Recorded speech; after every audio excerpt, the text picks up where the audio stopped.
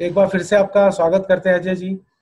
जिस तरह से हम अपने पिछले सेशन में बात कर रहे थे और आपने काफ़ी जी कुछ जी। बताया कि किस तरह से हमें काम करना है, अपने ब्लूप्रिंट के ऊपर काम करना है। तो मैं चाहता हूँ कि आप वो कंटिन्यू करें और हमारे दर्शकों को, व्यूअर्स को बताएं कि किस तरह से अपने लाइफ में वो इन चीज़ों को अप्लाई करें और वो सारी चीज़ें प्राप्त कर सकें जो वो करना चाहते हैं। Ajay ji. Thank you very much Ashok ji. 5 point जैसे आप लोगों को हमने ऑलरेडी बता ही दिए थे, और कुछ पॉइंट जैसे मेरे नज़र में हैं, मैं उनकी जिक्र करता हूँ। जैसे 6 पॉइंट है, अमीर लोग जो होते हैं दूसरे अमीर और सफल लोगों की प्रशंसा करते हैं, और गरीब लोग अमीर और सफल लोगों से क्या रखते हैं, द्वेष रखते हैं।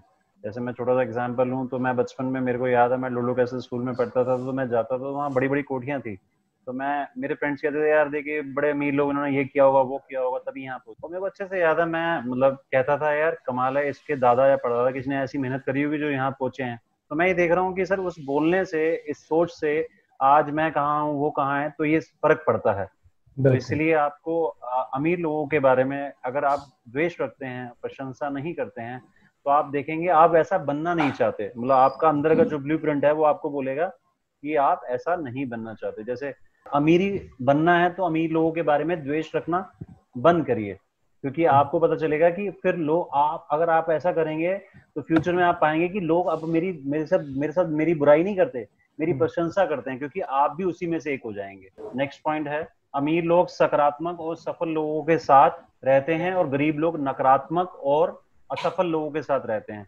मतलब एक कंफर्टेबल मोड ही नहीं आता। अगर आप देखोगे, अगर आप मतलब नॉर्मली आप लाइफ में, मेरे साथ भी ऐसा हुआ, जब मैं मिडिल क्लास आदमी पे आया तो मुझे लगा कि मैं किसी को, कोई अगर मतलब मेरे से ज्यादा रिच है तो मैं देख रहा हूँ मैं उसके साथ बैठना उतना कंफर्टेबल फील नहीं कर रहा। मेरे को लग रहा है कि यार नहीं नहीं मैं अभी भाग जाऊं, या नहीं नहीं यार ये मुझे ऐसी कोई बात ना कह दे।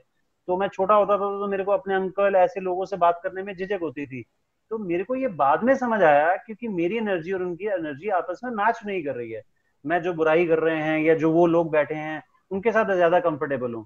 तो इसका मतलब ये है कि आप अभी वहां नहीं पहुंचना चाहते, तो इसलिए आप असहज फील करेंगे उन लोगों के साथ। तो आपको अगर बनना है अमीर तो आपको सकारात्मक, पॉजिटिव लोग और ऐसे सफल लोगों के साथ आपको रहना पड़ेगा। तो मेरा कहने का मतलब ये भी है, और सेकंड ये भी है, जैसे मान लो पहिया का आविष्कार हो चुका है ऑलरेडी, तो उसको दोबारा करने की जरूरत नहीं है ना। तो हमें लगता है सफल लोग जो ऑलरेडी बन चुके हैं तो हमें उनको, उनसे जाके वो चीज समझ लेनी चाहिए। इसका एग्जाम्पल ये है कि मेरे आज बहुत छोटे अंकल थे, तो जो मुझे सबसे पहले, जहां से मैंने अपनी शुरुआत करी वेल्थ मैनेजमेंट की, तो उन्होंने एक बड़ी अच्छी बात बोली कि हम जब गरीब लोग होते हैं तो हम जब एडवाइस मांगते हैं तो किससे मांगते हैं, अपने उस फ्रेंड से या अपने उस पर्सन से मांगते हैं जिससे हम कंफर्टेबल हैं, जो ऑलरेडी हमारे ही मुकाम से थोड़ा बहुत ऊपर नीचे है। तो उस बिल्कुल। अमीर लोगों से नहीं पूछेंगे, हमें लगेगा नहीं नहीं उसको क्या पता होगा यार, यार वो तो ऐसे कह देगा। पर जब आप वहां पहुंचना चाहते हैं तो उसी से तो पूछेंगे जिसको आती है ये चीज। तो ये आपको पता होना जरूरी है, इसीलिए हमें अमीर लोग और सकारात्मक लोगों के साथ रहना जरूरी है। नेक्स्ट पॉइंट है, 8वां पॉइंट है, अमीर लोग अपना और अपने मूल्य का प्रचार करने के इच्छुक होते हैं, गरीब लोग बेचने और प्रचार के बारे में नकारात्मक राय रखते हैं। अगर आप मोदी जी का एग्जाम्पल लीजिए तो आप वो देख ही रहे हैं, उन्होंने कितनी ऐड करी, केजरीवाल ने भी कितनी ऐड करी कि तब जाके लोग उसको जानने लग गए। और हमारे साथ क्या होता है, मिडिल क्लास आदमी के साथ अपने प्रचार को करने में वो थोड़ा सा झिझक होती है। अरे यार मैं प्रचार करूंगा, लोग क्या समझेंगे, क्या कहेंगे, हमें बड़ा अनकंफर्टेबल लगता है। जबकि बाहर की कंट्री से बहुत पहले मैंने जाना कि वो अपने प्रोडक्ट के बारे में ज्यादा से ज्यादा लोगों को पूरे वर्ल्ड में भी ऐड करने को तैयार रहते हैं। क्यों? क्योंकि जब आप उस चीज को काम करते हैं, उस बारे में लोगों को बताएंगे नहीं तो लोग आप तक पहुंचेंगे कैसे।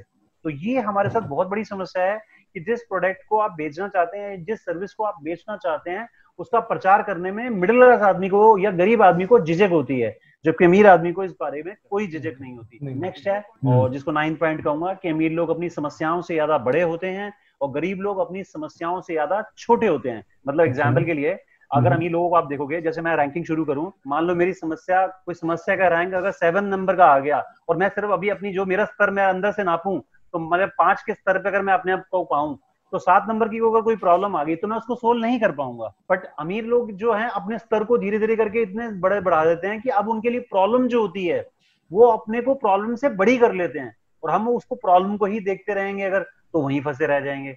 तो हमें अपना स्तर उस प्रॉब्लम से ज्यादा बड़ा करना है। जो अमीर लोग करते हैं, अपनी स्तर को इतना बड़ा कर लेते हैं कि प्रॉब्लमें उनके सामने छोटी हो जाती हैं। गरीब लोग समस्या को रोता रहता है, अरे तुम्हें क्या पता मेरे घर में क्या प्रॉब्लम है, तुम्हें क्या पता मेरा पार्टनर ऐसा है, तुम्हें क्या पता मुझे तो ये अवसर नहीं मिला, अगर मुझे मिल जाता तो मैं ये कर देता। पर नहीं, अमीर लोग जो होते हैं उन समस्याओं के बावजूद भी आगे आगे चलते हैं। जिन लोगों को भी ऐसा करना है, इन पॉइंट्स पे हमें ध्यान देना पड़ेगा। नेक्स्ट 10th पॉइंट है, ये बड़ा इंपॉर्टेंट पॉइंट है जो मेरी लाइफ में मुझे मतलब धीरे धीरे समझ आया।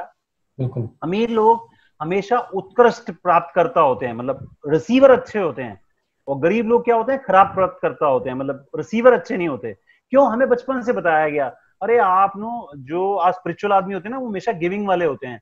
छोटा बेटा होता है, बड़ा भाई है, भाई तू छोटे बेटे को दे दे, देने में कोई बुराई नहीं है। पर आप सोच के देखिए अशोक जी, मैं आपसे एक छोटा सा प्रश्न पूछना चाहूंगा कि मान लीजिए कि अगर आपको किसी व्यक्ति को आप देने गए, आप खाना देने गए, और उसने कहा, आपको डांट दिया, मुझे नहीं चाहिए, तो आपको कैसा फील होगा? आप तो गए थे उसको खाना देने के लिए, उसके पास खाना नहीं था, और आपने उस व्यक्ति ने आपको डांट दिया, तो आपको कैसा फील होगा अशोक जी? मुझे अच्छा नहीं लगेगा, अगर मुझे डांटेगा अच्छा नहीं लगेगा ना? अच्छा नहीं लगेगा, बिल्कुल जी जी। बिल्कुल। तो सोचिए, आप जब देने गए, जब रिसीविंग नहीं हुई तो अच्छा फील नहीं हुआ, तो ठीक है, तो ऐसा मतलब कहना पड़ेगा कि हमें अगर गिविंग में अगर अच्छा देने लगता है, तो रिसीविंग में भी जिसको नहीं मिला उसको भी बुरा लगेगा। कहने का मतलब यह है, जैसे मान लो मैंने कैंप में एक टेंट लगाया, और वहां पे टेंट में मैंने ऐसे रात को पानी ऐसे लगाया, टेंट ऐसे लगाया, मतलब 45 डिग्री एंगल पे लगाया, रात को बारिश आई तो मेरा टेंट सूखा हुआ था, और 45 डिग्री पे जो एंगल पे जहां टेंट नीचे जा रहा था, वहां पानी ज्यादा जमा हुआ था।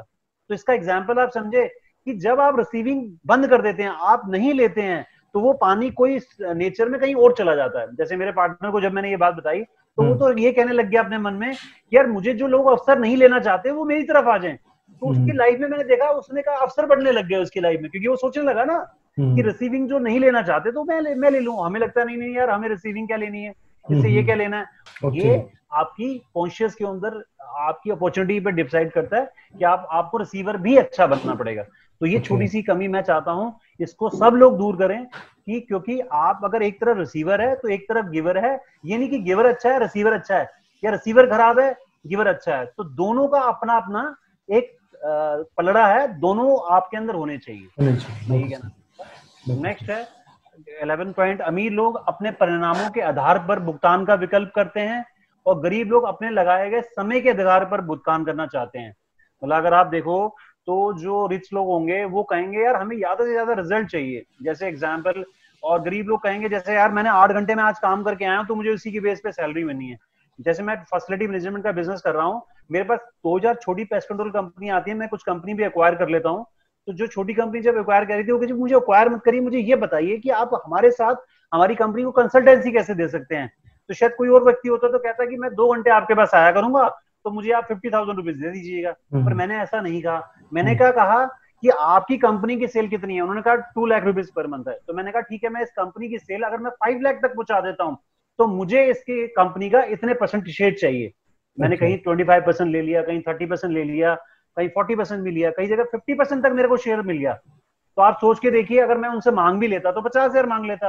अगर मैंने 2 लाख से उनकी सेल 5 लाख तक पहुंचा दी, अब मेरे को 5 लाख के बदले क्या मिल रहा है? मुझे 5 लाख रुपए, अगर मान लो 25% भी है तो आप देख रहे हैं मुझे 1,25,000 रुपए मिल रहे हैं महीने के। तो ये डेयरिंग करने के लिए हिम्मत चाहिए, जो अमीर लोग कर लेते हैं, और गरीब लोग और मध्यम वर्ग लोगों को लगता है नहीं मुझे 8 घंटे काम करना है तो मुझे इसके बदले में ही पैसा मिलेगा। मैं उसके साथ कैसे कर सकता हूँ, शेयरिंग बेसिस पे कैसे आ सकता हूँ, ये हमें मेथड सोचने पड़ेंगे।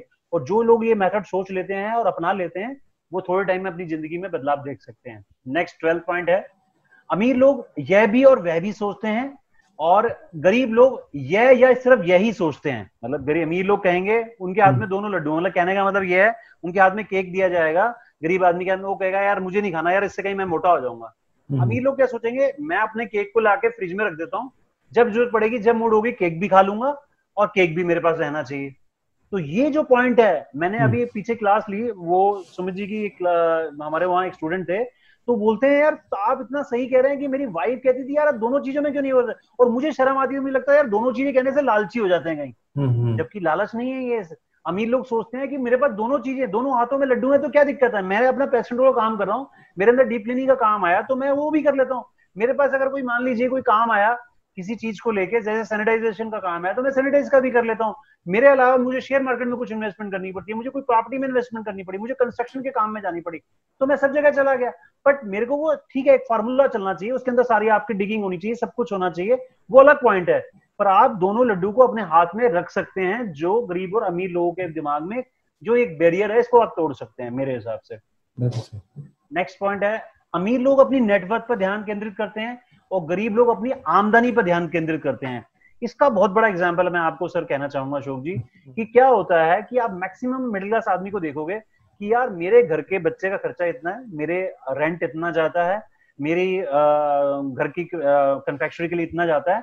आप देखेंगे मैक्सिमम टाइम मिडिल क्लास आदमी या गरीब आदमी क्या सोचेगा, मेरी इतनी आमदनी हो जाए कि मेरे ये खर्चे निकल जाए, जैसे मेरी LIC निकल जाए, मेरे बच्चे की फीस निकल जाए, वो इसी पे ध्यान उनका केंद्रित रहता है। पर अमीर लोगों के आप ग्रुप में जब भी देखेंगे, जब भी आप चाहे टाटा की सुनते हो, बिरला की सुनते हो, जब भी इनकी आप सुनते हो, ये लोग मुझे बाद में समझ आया ये नेटवर्क पे ध्यान केंद्रित कर रहे होते हैं कि आज मेरी वैल्यू कितनी है, 5,000 करोड़ है, अब मेरी 10,000 करोड़ होनी चाहिए, अब मेरी 6,000 करोड़ होनी चाहिए। हम उस पर कभी ध्यान ही केंद्रित नहीं करते थे। तो मैंने बड़े टाइम के बाद अब लिखना शुरू किया, कई टाइम के बाद, मेरे अगर ये घर है, मतलब नेटवर्थ आपकी क्या हुई, जो टोटल एसेट्स होती हैं आपकी, उनमें से आपने अपनी लायबिलिटीज आप माइनस कर दिए, वो बढ़ते रहनी चाहिए। तो आप इसके लिए बेशक चार्ट बना सकते हो, जैसे मैंने बनाया कि पहले साल मेरी नेटवर्थ, मैंने सारी एसेट्स लिखी अपनी, मेरी एसेट्स इतनी हो गई है, जिसमें गोल्ड भी आ गया, आपके घर की कोई चीज आ गई, सारी चीजें आ गई, जिसको आप नेटवर्थ पे ध्यान केंद्रित, मैं उस पर ध्यान केंद्रित करने लगा। तो आप यकीन मानिए पिछले 3-4 सालों से पहले मैं सिर्फ क्या करता था, उतने ही पैसे कमाता था जितनी मेरी जरूरत होती थी। अब मेरे को लग रहा है मेरी वो सब जरूरतें तो ऑटोमेटिकली पूरी होती हैं, पर साथ के साथ मेरी वर्थ जो हो रही है, नेटवर्थ, वो बढ़ती जा रही है। मेरी एक एसेट खरीद रहा हूँ, मैं गोल्ड खरीद रहा हूँ, मैं शेयर्स खरीद रहा हूँ, तो अपने आप, क्योंकि मेरे को नेटवर्थ बढ़ानी है ना। अब मेरा ध्यान किसके ऊपर है, उसके ऊपर नहीं है मेरी आमदनी कितनी है, कितनी मैं कमाऊंगा जिससे कि मेरे के खर्चे निकल आए। तो अशोक जी, जैसे मैंने कुछ पॉइंट आपको बताए, आपको क्या राय लगती है इसमें, थोड़ी सी मैं आपकी राय जानना चाहूंगा इसके बीच में। बिल्कुल बिल्कुल बिल्कुल सही कह रहे हैं आप अजय जी। और ये जैसा कि हम सबने ऑब्जर्व किया है कि अपने आसपास में जो जिन लोगों से मिलते हैं अपने सोसाइटी में या फिर अपने काम के दौरान, तो ये थॉट की बात आपने की, ये ब्लूप्रिंट की बात की, तो ये है लोगों के अंदर, ऐसा है। अलग अलग सर्कल के लोगों से मिलते हैं तो उनके अंदर ये थॉट है कि मेरी जितनी आमदनी है किस तरह से मेरे खर्चे निकल जाए, किस तरह से बच्चों की फीस हो जाए। तो उनके पास जब भी कोई नई रिक्वायरमेंट आती है तो वो फिर परेशान हो जाते हैं कि अब इसकी कैसे हमें भरपाई करें। एक प्रॉब्लम वाली बात आपने बताई कि हमेशा उनके लिए प्रॉब्लम बड़ी प्रॉब्लम हो जाती है, जो कि अमीर लोगों के लिए नहीं होती, क्योंकि वो प्रॉब्लम से बड़े होते हैं। मेरा ये भी मानना है कि, और कहना भी है कि ये सब चीजें लोगों को नहीं मालूम है, जिस वजह से भी प्रॉब्लम है। तो जो आप ये काम कर रहे हैं, आप लोगों को बता रहे हैं, मुझे लगता है कि ये उनके लाइफ के लिए बहुत लाइफ चेंजिंग मोमेंट्स होंगे और उनके लिए लाइफ चेंजिंग लर्निंग्स होंगे कि वो इन चीजों को पहले जान पाए, समझ पाए, फिर अपनी लाइफ में उतार पाए।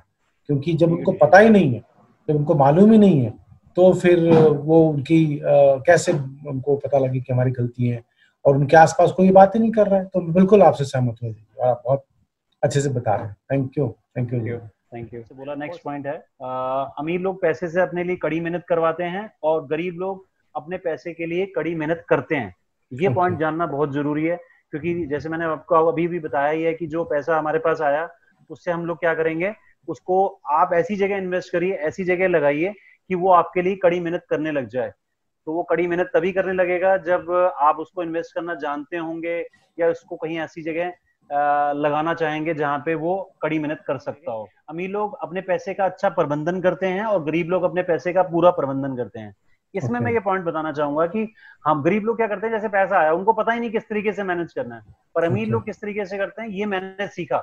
मैंने क्या सीखा वो आपसे थोड़ा सा शेयर करना चाहूंगा कि मैंने क्या करा, अपनी टोटल इनकम का 50% मैंने अपनी नेसेसिटी आइटम्स में लगाया जब मैंने ये शुरू किया, और लोगों को मैंने बताया और उनका बहुत चमत्कारिक तरीके से मिरेक्युलस रूप में जवाब आए और मेरे को लगा कि वो अच्छा काम कर रहे हैं। लोग कहते थे मैं तो उधार में हूँ, सेविंग मैं कैसे इन्वेस्ट करूं, बट मैंने उनको बताया कि अपने अपना 10% जो आपने पैसा है, आपने 10% जो पैसा है, 50% पैसा आपने अपनी नेसेसिटी की आइटम में लगाना है, 10% पैसा आपने किस में लगाना है, एक ऐसे फंड में डालना है। जैसे मैंने एक ऐसे फंड में डाल रखा है जिसको मैं कभी यूज ही नहीं करूंगा, कभी लाइफ में यूज नहीं करूंगा, फाइनेंशियल फ्रीडम के लिए है। उस फंड से हाँ कुछ लेके मैंने कोई एसेट खरीद ली या मैंने कोई चीजें खरीद ली, उसको री इन्वेस्ट करता रहता हूँ, बट उस 10% पैसे को कभी मैं हाथ नहीं लगाता। हाँ, उस पैसे को आप ये कर सकते हो कि जब रिटायरमेंट हो गई तो उस पैसे से जो आपको इनकम आ रही है उसको आप यूज कर सकते हो, बट वैसे उस पैसे को कभी आपने हाथ नहीं लगाना।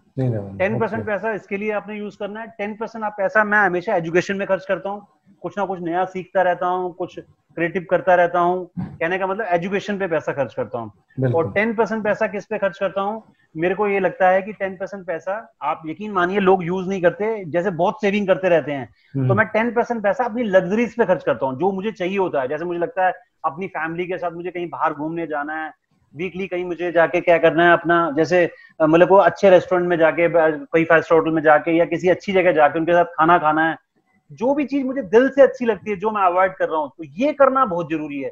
नहीं तो क्या करेंगे लोग, बचत करते रहेंगे तो आपका कॉन्शियस इतना हैवी हो जाएगा, 5 साल 7 साल, मैंने अपनी लाइफ में देखा, 5 साल 7 साल के बाद इतना हैवी हो जाएगा, आपने 10 लाख जोड़ लिए, 5 लाख जोड़ लिए, वो पता नहीं चलेगा, आपको किसी और काम में लग जाएंगे। तो आपने अपने जो कॉन्शियस को बड़ा सेटिस्फैक्टरली देना है उसको, अपने 10% पैसे को, जिसे बोलता हूं मैं, प्ले अकाउंट में डालना जरूरी है।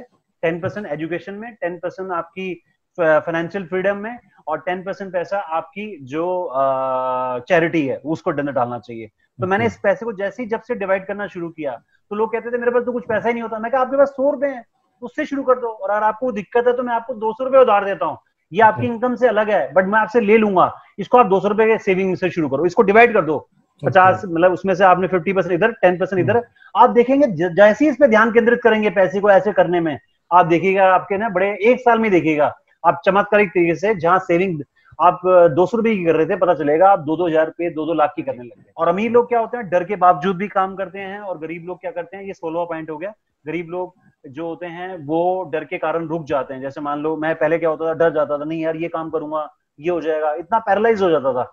मैंने इवन कंस्ट्रक्शन तक का काम, जिसमें 10-10 करोड़ का काम था, वो किया इसी बात को समझ के कि डर के बावजूद भी काम करना है। तो ये डर के बावजूद भी काम करना आपको लगना चाहिए, हाँ कैलकुलेटेड रिस्क होना चाहिए, पर डर के बावजूद भी, मुझे भी डर आता है कई बातों में, यार ऐसा हो जाएगा वैसा हो जाएगा, और उसके बावजूद भी आपके काम, इसमें मैं आपका बड़ा आपको भी मैं देखता हूँ कि आप भी ऐसे इस चीजों से ऊपर हैं। कई बार आपके जीवन में उतार चढ़ाव आता है, बट फिर भी आप जैसे लगे रहते हैं। पिछली बार हम आपसे जैसे कह रहे थे, आप पूरा भरसक प्रयत्न करते रहते हैं, तो this is a good thing. ये करते रहना चाहिए। डर के, कोई भी डर भी आएगा, सब में आता है, और उसके बावजूद भी काम करते रहना, ये बड़ा अच्छा पॉइंट है। और लास्ट और 17वां पॉइंट जो मुझे सबसे ज्यादा जरूरी लगता है, कि अमीर लोग जो होते हैं वो लगातार सीखते और विकास करते रहते हैं। गरीब लोग क्या सोचते हैं कि वो पहले से ही सब कुछ जानते हैं। बड़ा ये सिंपल सा वाक्य है, आप किसी भी आदमी को बिठा के पूछ लो, गरीब आदमी को या मिडिल क्लास को, वो कहेगा यार तू मत बता, मुझे सब पता है यार, ये तो सारी कहानी मुझे पता है। पर आपको बताना चाहूंगा, ये बड़ा सिंपल सा वाक्य है कि मुझे सब पता है, पर मैंने अपनी लाइफ में आज भी मैं कुछ सीखता हूँ, और अभी भी मुझे पता चल जाता है कोई, यार अच्छा ये भी चीज ऐसे है, मैंने अपने माइंड को ओपन रखा हुआ है। तो ये सबसे बड़ा इंपॉर्टेंट पॉइंट है कि ये लाइफ में हमें हमेशा, जैसे क्योंकि ये मुझे पता चला था इसलिए मैं यहाँ आपसे शेयर भी कर रहा हूँ कि मैंने कुछ सीखा है, तो मुझे लगता है मुझे लोगों को बताना भी चाहिए कि लोग कुछ ना कुछ सीखते रहें। अगर आप ये सारे लोग वीडियो देख रहे हो, तो इसको आप अपने दिल में सजो के रखिए। आप ये मत मानिए कि आपको सब कुछ ऑलरेडी पता है। क्या पता इसमें से 17 में से आप कोई भी एक भी बात ना करते हो, और हो सकता है आप 10 बातें करते हो, और हो सकता है आप 5 ना करते हो। तो ये कुछ भी हो सकता है, आपने कोई भी एक नई चीज सीखी इन 17 बातों में, तो आप मानिए आपने अपनी ग्रोथ के ऊपर कदम रख दिया। तो मैं यही कहना चाहूंगा सर कि आप लगातार, हम लोग जो आप इनिशिएटिव ले रहे हैं अशोक जी, उसके लिए आपका बहुत बहुत धन्यवाद। आपने एक ऐसा प्लेटफॉर्म तैयार किया जिस प्लेटफॉर्म के ऊपर मतलब आप चाह रहे हैं कि लोगों की एक हेल्प करना चाह रहे हैं। और मेरा मानना है सर, या बिजनेस हो या सर्विसेज हो, वो हमेशा किसी लाभ के लिए होनी चाहिए, किसी दूसरों के लाभ के लिए होना चाहिए। मैं बिजनेस में भी सोचता हूँ कि लोगों को उनके मतलब वो अपने, मैं उनसे प्रॉफिट भी लेता हूँ, बट उनको प्रॉफिट भी देता हूँ, विन विन सिचुएशन देता हूँ। तो आपके अंदर मैं देख रहा हूँ ये जिस तरीके से आप ये प्लेटफॉर्म बता के लोगों की हेल्प करना चाह रहे हैं, और इसका लिए आपने मुझे इनवाइट भी किया, और ये लोगों को बताने के लिए मौका आपने मुझे दिया, उसके लिए बहुत बहुत धन्यवाद। और जो आप करना चाहते हैं, एक बड़ा विजन में लोगों को गाइड करना चाहते हैं, या उनके लाइफ में एक नया चेंजेस लेके आना चाहते हैं, वो बहुत बहुत सुंदर तरीका है। Thank you so much Ashok ji.